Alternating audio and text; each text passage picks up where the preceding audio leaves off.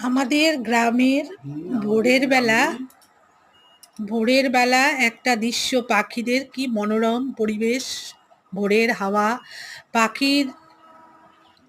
পাখির গুঞ্জন, খুব খুব সুন্দর। মনটা যেন ভরে গেল ভোরের বেলা। এই দৃশ্য তোমাদের কাছে একটু শেয়ার করলাম। তোমরা সবাই লাইক করো, সাবস্ক্রাইব করো। ধন্যবাদ।